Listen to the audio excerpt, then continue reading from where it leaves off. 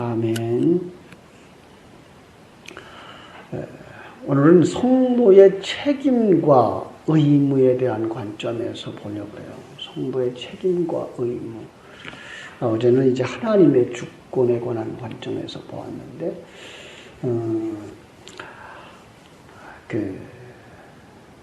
하나님의 약속, 창세기 3장 15절부터 시작되는 약속이죠.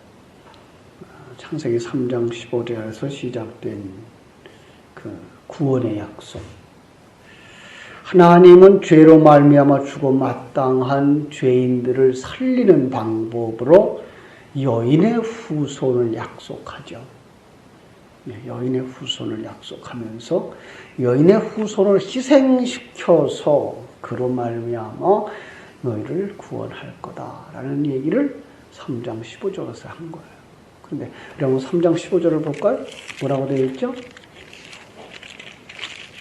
그냥 문자적으로만 해석하면 3장 15절도 역시 그냥 우리가 이기는 거 이렇게만 볼 수 있는데 한번 보죠. 내가 너로 여자와 원수가 되게 하고 네 후손도 여자의 후손과 원수가 되게 하리니 여자의 후손은 네 머리를 상하게 할 것이요 너는 그의 발꿈치를 상하게 할 것이니라 하시고, 하나님께서 여자의 후손을 내게 주겠다. 여자의 후손.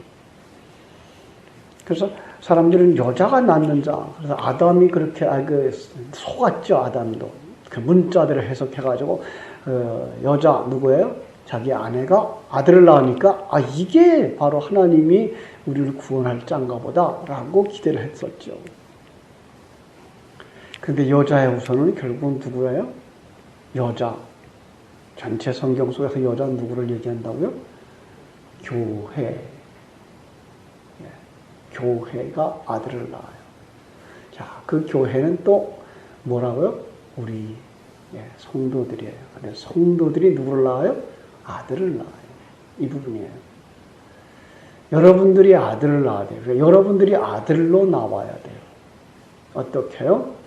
옛사람을 벗어버리고, 그죠? 옛사람을 벗어버리고. 그 벗어버리는 작업 속에서 뭐 한다고요? 너는 그의 발꿈치를 상하게 될 거다. 그런데 우리가 죄 짓고 타락한 그 모습이 어디까지 가죠? 죽은 자죠. 그죠? 마른 뼈 같은 자죠. 자, 마른 뼈 같은 자. 그런데 그게 이 세상에서 어떻게 살아요? 주인으로 살죠. 힘쓰고 살아요. 그런데 하나님이 그들 속에다가 어떻게 하냐면 죽은 자의 입을 벌리고 발꿈치를 물려요. 뱀이 문 게 아니에요. 시체가 어떻게 물어요? 뼈다귀가 어떻게 살아서 물어요? 죽은 자인데 그의 입을 열고 예수님이 발꿈치를 밀어넣어요. 왜요? 살과 피를 먹으라고. 그러면 그 자들이 이 땅에 살아가는 죽은 자들, 이 땅에서 힘쓰고 살아가는 옛사람이 어떻게 된다고요? 머리가 상하는 거죠. 왜 머리가 상한다 그랬다고요? 머리를 갈아치우는 거죠. 그래서 예수 그리스도의 사람들은 복음서에서 보면 세례 요한이 어떻게 죽죠? 모기 배임을 당하죠. 그런 모습이에요. 그리고 요한계시록에 보면 사람들이 어디서 죽어요? 순교자들로 나와요. 그러니까 순교자들. 우리는 다 이 땅에서 죽는 자예요. 그런데 죽은 자고 죽음을 당해야 돼요. 그래서 주권을 내려놓으라고 말하고 있고, 그러면 거기에 누가 왔다는 얘기예요? 예수님이 오셨다는 얘기고, 그 예수님은 우리에게 뭘 먹였다는 얘기예요? 살과 피를 먹여주셨다라고 하는 얘기가 되는 거고요. 그때 그 살과 피를 먹은 자들은 어떤 사람이에요? 새 생명을 가진 자, 임신한 자 이렇게 되는 거예요. 그리고 그 임신한 자는 이제 옛사람을 먹어버려요. 옛사람과 싸워 이기고 마지막에는 뭐예요? 아들로 나오는 거예요. 그 아들은 하나님의 나라의 아들, 하나님의 아들인 거예요. 조금 이제 어렵습니다만은 이렇게 몇 번 반복해서 정리하시면 여기 보이실 거예요. 그 그림이 3장 21절에서 나와요. 3장 21절, 창세기 3장 21절에서 어떤 일이 일어나죠? 타락한 그 아담과 하와는 무화과로 옷을 해서 자기를 가리우죠. 무화과는 뭐예요?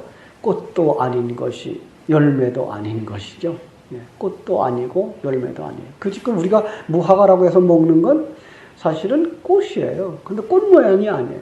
왜냐하면 그 꽃 속에 뭐가 있죠?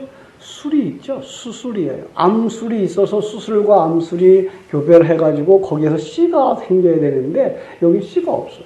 그건 전부 다 수술이에요. 아작아작 씹히는 건 수술이에요. 열매도 아니에요. 그런데 열매인 척 하는 것. 속에 아무 씨도 가지지 못한 것. 여러분, 여자는 뭐가, 어떤 사람이 여자예요? 씨를 가지지 못한 자가 여자예요. 남자는 씨를 가진 자예요. 그래서 우리 속에 씨가 들으면, 생명의 씨 예수 그리스도가 들으면 성경은 그걸 갖다가 씨 가진 자 이렇게 얘기하고 남자 이렇게 얘기해요. 그래서 그걸 갖다가 어머니에서 태어난 걸로 표현하죠. 옛사람과 새사람으로 표현하면서 어린아이가 태어나는 걸 그 아들이라고 이렇게 하죠. 그래서 우리는 아들이고, 그리고 하늘나라를 유업으로 기업으로 받을 자들이기 때문에 장자란 말을 써요. 그래서 이제 천국에 가면 누구만 있어요? 아들만 있어요. 그것도 장자들의 집회예요. 장자들만 있어요. 다 장자들. 실상 진정한 장자는 누구뿐이에요? 예수뿐이에요. 그렇다면 우리는 누가 되는 거예요? 예수 안에 들어간 장자들이 되는 거예요. 그래서 이제 바울도 그런 재미난 표현을 했어요. 뭔가 하면 경계하는 자가 다 열심히 할 거다. 그런데 상 받는 자는 누구예요? 하나예요. 너희들 상 받으려면 어떻게 상 받아야 돼? 아니, 경주를 한다 그러면 상 받는 건 오직 예수 하나예요. 그런데 그 똑같은 상을 받으려면 어떻게 해야 돼요? 예수님 편으로 가면 되죠. 그러니까 예수 안으로 들어가면 되죠. 예, 그거예요. 그래야지 너희들이 너의 힘으로 싸워서 이기려고 하면 너희는 잘못된 상을 받는다. 이렇게 얘기를 하는 거예요. 그래서 우리가 예수 안에 들어가는데 그 무화과는 그런 게 아니에요. 씨가 없어요. 무화과 잎으로 자기를 가렸다는 건 뭐예요? 가치 없는 세상 것으로 자기의 수치를 가려보려고 했다. 근데 하나님은 그걸 어떻게 해요? 뜯어버리고 그에게 뭘 입혀요? 가죽옷을 입혀주는 거죠. 그 가죽옷을 입히기 위해서 짐승이 희생된 거죠. 그죠? 그래서 우리는 그 짐승이 무엇일 거라고 이런 생각을 하는가 하면 양이었을 것이다. 라고 얘기를 하는 거죠. 그죠? 자, 짐승의 희생으로 부끄러움을 가려지는 것이고요. 또 노아 방주를 통한 구원으로 말미암아 방주는 저주의 물을 받아 깔아앉으죠. 그죠? 그 물 위에 떴어요. 그 저주의 물을 다 받았어요. 그런데 거기서 떠 있어서 우리는 그 방주로 말미암아 살아났다. 그죠? 창세기 15장에서는 그 그림을 더 정확한 그림으로 약속하는데 쪼개진 재물 사이로 홀로 지나가시는 하나님의 그림으로 거기서 구원을 위해 드려진 재물의 정체가 나타나는 거죠. 그죠? 하나님 자신이 그 가운데로 지나간 약속의 언약자의 그 하나님이 자신의 희생으로 하나님의 백성을 새롭게 창조할 거다를 보여줬어요. 그런데 15장 다음에 16장에서는 인간은 뭘 내놓죠? 자기의 열매를 내놓죠. 나도 도울게요. 라고. 나도 할게요. 라고. 그런데 거기서 나온 것이 전부 다 뭐예요? 롯이고, 엘리에셀이고, 이스마엘이고. 다 뭐예요? 죄의 열매들이죠. 인간이 내어놓을 수 있는 것. 하나님 없는 인간이에요. 하나님으로 말미암은 것이 아니라 하나님 없는 인간이 내어놓는 모든 것은 뭐다? 죄다. 그걸 갖다가 땅에서 산출한 것, 그걸 가시덩굴과 엉겅퀴라는 말도 써요. 땅이 가시덩굴과 엉겅퀴를 냈다고 얘기하고, 마태복음 13장의 씨 뿌리는 비유에서는 왜 씨가 열매를 맺지 못해요? 가시덩굴과 엉겅퀴 때문에. 그러니까 세상의 것들에 취해 있는 사람은 열매를 맺을 수가 없다라고 하는 얘기를 가르쳐 주는 거예요. 그래서 그 쪼개짐으로 탄생할 아들만, 하나님의 쪼개짐으로 탄생할 아들만, 예수 그리스도의 희생으로 그 진리의 영이 우리 속에 들어왔을 때에 거기서 태어나는 새 생명, 그들만 하나님의 아들이다. 어떻게 해준다고요? 쪼개져야 된다. 그래서 예수 그리스도의 쪼개짐과 우리의 쪼개짐이 있어야 된다 하는 얘기를 할례를 통해서 창세기 17장에서 설명을 또 했죠. 그죠? 그리고 어린 양이 와서 죽으실 거다라는 걸 알려주었죠. 사도행전 2장 36절에 보면요. 그런즉 이스라엘의 온 집이 정령할지니 너희 십자가에 못 박은 이 예수를 하나님이 주와 그리스도가 되게 하셨다 그랬어요. 예수 그리스도의 쪼개짐으로 구원, 그 복음이 은혜의 복이죠. 그렇죠? 그런데 그 은혜의 복은 어디에서 일어난다고요? 우리 속에서. 그리고 우리 속에서 일어날 때 그것은 바로 우리의 모습으로 드러나지 아니하고 하나님의 모습으로 드러나는데, 그래서 주권은 하나님에게 있다라는 얘기를 이제 한 거예요. 그런데 우리 안에서 일어나는 모습이기 때문에 이때는 행동은 뭐로 나와야 돼요? 우리의 손발을 통해 나와요. 우리의 마음으로 나와요. 여기에 우리의 책임과 의무가 있는 거예요. 예. 하나님이 다 하신다 그러면 그럼 뭐예요? 우리는 뭐해? 우리는 아무것도 안 해도 되겠네. 여기도 우리가 남아있는 거예요. 당신 안에서 하나님이 일하시면 당신은 안 할 수 없죠. 예. 우리는 안 하면 안 되죠. 안 하면 그는 뭐예요? 죽은 자죠. 당신 안에 예수 그리스도의 생명이 움직이는데 어떻게 안 움직여요? 하나님의 여러분의 마음에 분리를 타는 열심 주시고, 그 마음을 주시는데 어떻게 가만히 있어요? 바울 사도가 그러죠. 마음이 불릴 듯 한다고 그러죠. 부득불한다고 그러죠. 왜? 이방인을 사랑했던 사람 아니잖아요, 바울 사도가. 이방인에 대해서 그냥 원수같이 여겼던 사람이에요. 바리새인들이었으니까. 그런데 예수 그리스도가 들어오고 나서 그는 어떻게 해요? 그들 속에 갈 수밖에 없어요. 그 원수 같은 그들 속에 갈 수밖에 없어요. 아니, 그리고 그들에게 그냥 가서 억지로가 아니라 그들 속에 그냥 열정을 다해서 그 일을 할 수밖에 없어요. 왜? 내 안에서 예수 그리스도의 영이 불릴 듯 하니까. 어떻게 그가 아무것도 안 하고서요? 그것이 바로 우리의 책임과 의무인 거죠. 양면성에 그래서 구원은 하나님의 주권과 우리의 책임과 의무라고 하는 쪽으로 나오는 거죠. 자, 구원. 하나님이 찾아오셨습니다. 생명 되십니다. 그가 우리 안에서 있고 일하고 그리고 싸우고 완성케 하십니다. 그럼 나는 창세기 18장처럼 사는 겁니다. 18장에서 어떻게 했죠? 예수 영접한 자의 삶. 그래서 아브라함이 지나가는 나그네 대접하는데 뭐해요? 양 잡고 기름진 것 내다가 극진히 대접하고 자기는 뭐해요? 종으로 서서 그를 섬기죠. 그가 주인이라는 얘기죠. 당신이 주인입니다. 그 나그네는 누구에 상징한 거예요? 삼위일체 하나님을 상징한 것이죠. 여러분들은 그 주님을 극진히 섬기는 자들입니까? 아니면 19장에 롯처럼 그를 이용해서 자기를 세우려고 하는 자입니까? 그래서 롯도 예수를 그 나그네를 영접했는데 어떤 모습으로 나온다고요? 그가 성문에서 소돔성의 성문에 앉은 자로 나와요. 성문에 앉은 자라는 얘기는 그들의 수장이라는 얘기고 그들의 우두머리가 됐다는 얘기고요. 그들의 대표자라는 얘기고요. 그런데 그들이 어떤 일을 하고 있어요? 그게 바로 그였다는 거예요. 자기의 쾌락을 위해서 나그네를 써먹겠다. 자기의 체면을 세우기 위해서 나그네를 써먹겠다. 예수를 믿는 많은 사람의 마음속에 아직도 이래요. 그죠? 예수 믿으면 내가 어떻게 되겠지? 내 어떤 걸 위해서 예수의 이름을 사용해야지. 이런 것들이죠.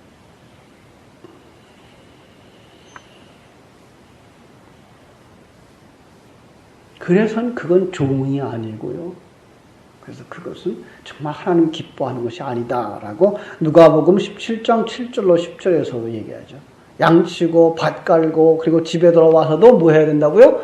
주인의 식사를 수종 들어야 된다라는 거예요. 그 사람 속에 내 계획이 있다 없다? 없어요. 내 자존심 없어요. 그냥 주인이 시키면 시키는 대로, 맡기면 맡긴 대로. 이걸 주인이 밖에 있고 내가 여기 있으면 개체적으로 얘기하면 자존심 상하고 마음 상하는 일이에요. 그런데 이걸 어떻게 보셔야 돼요? 내가 여기 있고 내 안에 누가 있어요? 생명신 예수 그리스도가. 그러면 그분이 있는 거 그냥 나오는 거, 이걸 갖다가 시키면 시키는 대로, 하라면 하라는 대로 순종하는 것. 거기서 나는 죽은 것이죠. 내 주권은 내려놓는 것입니다. 하나님이 아브라함에게 뭐라 그래요? 오늘 본문에 아들 바쳐. 아들 드리는 거예요. 세상적인 관점에서 얘기하면 이게 가능한 얘기냐고요. 그것도 많은 아들 중에 하나도 아니고 100살에 낳은 하나밖에 없는 아들. 그 아들을 바라보고 25년 동안 훈련받아서 겨우 얻은 아들. 이제 그 나이 성년이 되어서 힘쓸만 해서 기대할 만한데 뭔가 열매를 기대할 때쯤 됐는데 이제 하나님이 바치라는 거예요. 근데 그거 내가 얼마나 힘들겠어요. 그것도 하루길이 아니에요. 사흘길이에요. 사흘길 약 한 50마일 된데 한 80km 정도. 그 부엘세바에서 무리아 산까지 약 한 80km 정도. 그걸 걸어서 가는 거죠. 그죠? 그동안의 마음이 얼마나 많이 갈등했겠어요. 얼마나 많이 바뀌었겠어요. 그런데도 불구하고 거기서 뭘 느껴요? 하나님이 주인 되는 걸 25년 동안 철저하게 경험했어요. 이게 우리의 신앙생활의 성장이에요. 하루아침에 신앙이 성장되지 않아요. 어제도 어떤 분과 신방을 가면서 자기의 그 딸을 잃어버린 고통을 얘기를 하면서 지금도 갈등하고 힘들어한다고 하는 얘기를 들었어요. 예. 그런 것들이 만들어져 가요. 그게 갈등 속에서부터 위로를 받을 수 있어야 돼요. 평안으로 갈 수 있어야 돼요. 그런데 그게 생각처럼 그렇게 쉬운 게 아니거든요. 그 미국의 어떤 그런 경험을 했던 한 분이 책을 썼어요. 행복하세요라는 책을 썼는데 그 책 속에서는 뭐라고 얘기하는가? 그는 상당히 많은 걸 잃었어요. 실망을 철저하게 했어요. 그렇게 사랑했던 첫째 아들이 군대에 가서 그 훈련을 가가지고 그리고 거기서 정말 예수님을 인격적으로 만났어요. 너무나 감격해가지고 도로변에서 전화기에 대고서 어머니한테 전화를 했어요. 어머니, 내가 예수님을 인격적으로 만났어요. 정말 예수님 나의 주인 걸 믿게 됐어요. 네, 돌아와서 뵐게요. 그리고 차를 타는 그 순간 그 뒤에서 차가 팡 받아가지고 아들이 죽었어요. 둘째 아들은 그렇게 믿었던 아들이 동생매자였어요. 그거에 발각되니까 집을 나가버렸어요. 이런저런 갈등 속에서 그는 정말 누구도 위로가 안 되더라는 거예요. 예. 다 그들의 말은 입술에 붙은 말로 들리지 그들의 그 마음 속에서 그분의 마음 속에서 네가 뭘 알아? 네가 이 고통을 당해봤어? 라는 생각뿐이지 하나도 위로가 안 되더라는 거예요. 그런데 어느 날 그의 마음속에 그게 접어지기 시작하는 거예요. 그러면서 그는 나중에 아들을 잃은 자들을 위로하는 그 사역을 해요. 마약하는 환자들을 치료하고는 그 부모들을 상담하는 그 일을 해요. 그러면서 그가 하나님은 이렇게 일하시고 계시는 것을 알았어요. 그리고 그 속에서 그는 바울 사도가 말한 것처럼 기뻐하는 삶을 살 수 있었기 때문에 그 책을 쓰면서 여러분 행복하세요라고 말하는 거예요. 여러분 오늘 우리가 고통 속에 있습니까? 하나님을 바라다 보십시오. 그분이 얼마나 큰 사랑 가지고 여러분 속에 다가오는지를 볼 수 있어야 돼요. 정말 그 딸이, 정말 그 아들이 예수 그리스도를 바로 아는 것이 중요한 거지. 먼저 가고 나중 가는 거 그렇게 중요하지 않아요. 완성돼서 간 거예요. 그걸 보셔야 돼요.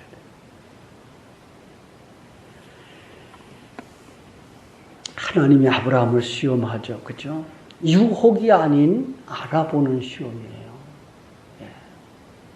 유혹은 그를 넘어뜨려서 하나님을 떠나게 만드는 거고요.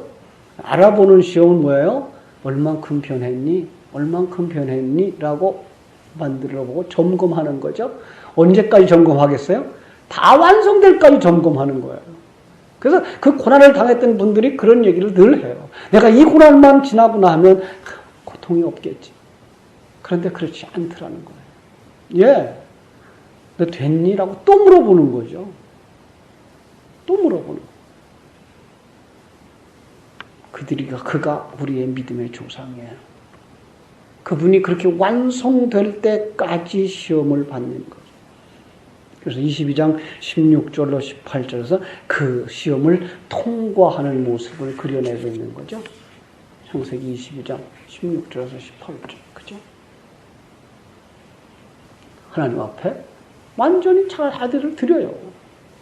그를 믿었어요. 뭐예요? 이 아들을 통해서 하늘의 별같이 많은 자손을 주겠다고 했으면 하나님의 약속대로 이 아들을 내가 죽인다고 할지라도 버린다고 할지라도 하나님은 이 아들을 통해서 약속을 이루실 거야. 나는 거기까지 가는 거죠. 여기서 아들은 자기예요. 여러분들의 아들이 누구라고요? 여러분 자신이에요. 그래서 그 아들의 성공을 그렇게 기대하는 것이고 그 아들의 그 부족한 부분을 그렇게 아파하고 괴로워하는 거죠. 여러분이기 때문에요. 그래서 아들이 잘 되면 여러분은 체면이 쓰거든요. 그래서 아들이 잘 되길 바라는 거죠. 그걸 죽이는 거죠. 그걸 내려놓는 거예요. 여기서 완전히 내려놨다라고 하는 얘기예요. 그렇죠? 17절에 네 씨가 그 대적의 문을 얻으리라 그랬어요. 그죠? 22장 17절에. 승리를 얘기하는 거죠. 그런데 이 대적의 문을 얻는다고 하는 것은 그들의 그 관용구예요. 무슨 말인가 하면 승리하리라. 그리고 그들은 전쟁에 나가서 그 성을 점령했으면 그걸 이겼다고 하는 표시로 대문을 뜯어가지고 왔다는 거죠. 바로 그런 거예요. 이 대적의 문을 얻으리라. 그걸 마태복음 16장 18절에서는 음부의 권세가 이기지 못하리라. 그랬어요. 나중에 한번 성경을 보세요. 마태복음 16장 18절에 음부의 권세, 그런데 그 권세의 아래쪽에다 뭐라고 썼는가 하면 대문이라고 썼어요. 우리 대적이 우리를 어떻게 유혹하고 어떻게 싸우려고 온다고요? 너도 하나님처럼 될 수 있어. 그러니까 우리가 싸워야 되는 대적의 이 요구가 이거예요. 너 하나님처럼 될 수 있어. 네가 주인 될 수 있어. 너 할 수 있어. 그게 사단의 유혹이라는 거예요. 우리 창세기 3장에서 사단의 유혹도 봤고 마태복음 4장에서의 예수님의 유혹도 봤잖아요. 그죠? 그런 유혹 속에서는 뭐예요? 넌 내게 저래. 그러면 너는 세상에서 갑부가 될 수 있어. 내가 원하는 거 다 줄게. 이런다는 거죠. 말씀 순종할 필요 없어. 말씀 순종할 필요 없어. 스스로 행복과 만족에 도달할 수 있어. 내가 내 인생의 주인이 될 수 있어. 다 그럴듯하게 들리잖아요. 그리고 세상 사람들 그거 좋아하는 거잖아요. 그런데 이걸 우리가 얘기하고 있다고요. 거듭났다고 하는 성도들이 거듭남에 대하여 가르친다고 하는 교회가 그 일을 주장하고 있다고. 아니에요. 그거는. 우리가 싸워야 될 거예요. 그걸 거절하는 게 전쟁이에요. 그걸 거절하는 게 영적인 전쟁.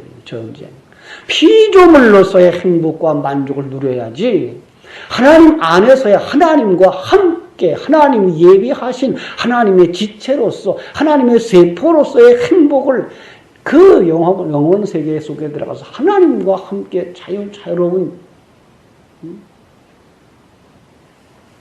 그 행복을 누리는 것인데 그것이 대적의 문을 얻는 것인데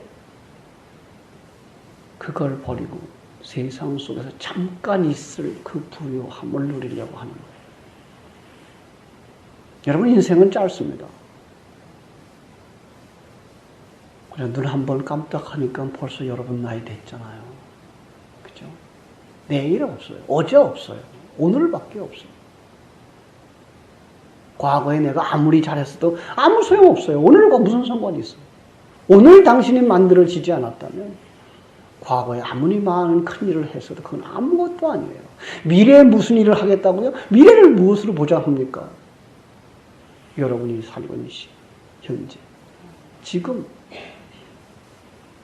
당신 안에 누가 당신을 주장하며 누구로 말미암아 편안하고 행복합니까? 그게 세상인 것입니까? 아니면 하나님이십니까? 그걸 볼 수 있어야 되는 거죠. 그죠? 야고보서 2장 21절에 보면은 우리 조상 아브라함이 그 아들 이삭을 제단에 드릴 때 행함으로 의롭다 하심을 받은 것이 아니냐라고 얘기하죠. 이게가 행함도 역시 뭐라고요? 우리가 하나하나 순종하는 그 행위가 아닌 그 행함은 어떤 행함이었어요? 예수 생명이 내 안에 들어왔을 때에 일어나는 행위.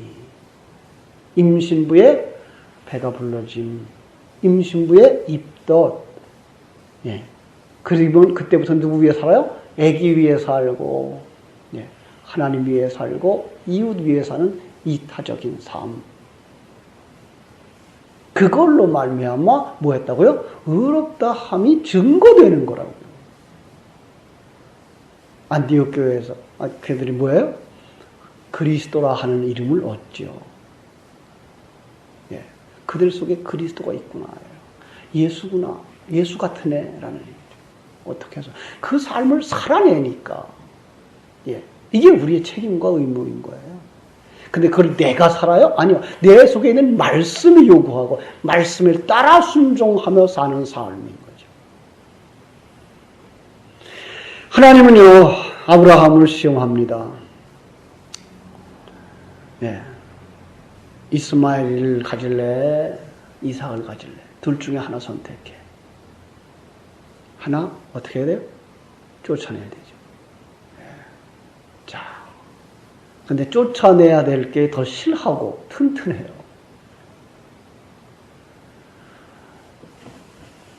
우리 농사 지어 봤습니다만은 논농사 지어 딱 들어가고 모내 놓고 또 논에 딱 들어가 보면은 눈이 제대로 안 열리면 피가 더 튼튼하고 키도 좋고 아주 잘 돼 있죠. 피를 뽑을래, 뭐를 뽑을래. 그렇죠? 이 세상 속에서 어떤 게 더 커 보인다고요? 이스마엘이 커 보인다고요. 그걸 의지해야 살 것 같은 생각이 든다고요. 예, 맞아요. 이 세상에 살아갈 때는요. 그래서 하나님이 그냥 놔둬요. 언제까지 놔두라고요? 추수할 때까지 놔두라고요. 추수할 때까지 우리를 그 속에서 그들에게 기죽여 살려요. 그것 때문에 열매가 실하지 않은데도 하나님은 그렇게 살려요. 그러면서 하나님 뭐라 그러죠? 마침내 쫓아내게 만들죠. 그걸 갖다가 뭐라 그래요? 네가 주인 할래? 내가 주인 할래? 그죠? 하나님은 항상 우리에게 요구하는 거죠. 네가 주인 할래? 내가 주인 할 거냐? 요한계시록 3장 20절에서는 네가 주인 되어 있잖아. 내가 문 밖에 있잖아.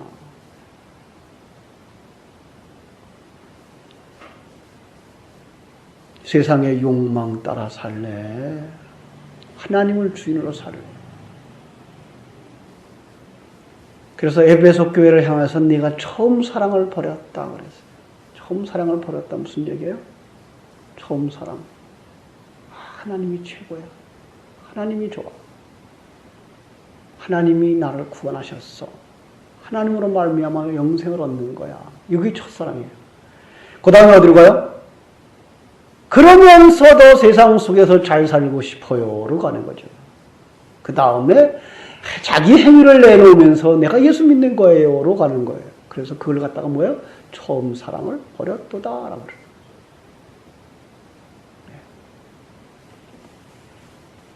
내가 문 밖에 있어. 여러분 속에는 어떻습니까? 처음 사랑을 회복합니까? 주님을 주인으로 모셔드리고 삽니까? 아니면 여러분이 주인 되어서 하나님을 이용하려고 합니까? 이삭 바쳐라 그럽니다. 이삭 바쳐라. 약속의 자손입니다. 하나님 백성입니다.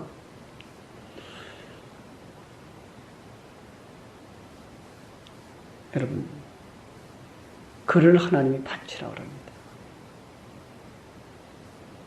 내 욕심을 내려놓으라 그럽니다. 내가 그렇게 사랑하는 우상 내려놓으라 그럽니다. 손해보라 그럽니다. 다른 사람 사랑하라 그럽니다. 다른 사람을 위해서 진리의 말씀으로 먹이라 그럽니다. 하나님의 영광을 위해 살라 그럽니다. 그런데 그렇게 살아가는 척 하면서 그걸 자기 의로 쌓는 사람들이 있어요. 이게 무섭습니다. 제일 약한 사람이 목사고 선교사입니다. 난 희생했어. 난 알아. 난 손해봤어. 난 교인들을 위해 살아. 그러면서 그걸 갖다가 자기의 의로 쌓는 그거 내려가는 겁니다.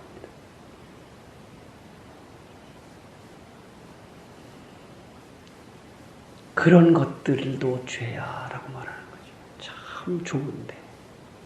그래서 난 이건 참 진정한 신앙 같은데 그걸 가져다가 네 의로 쌓으면 안 돼. 그것도 내려놔. 안 돼요. 잘 안 돼요. 그래서 진리의 말씀이 필요한 거예요.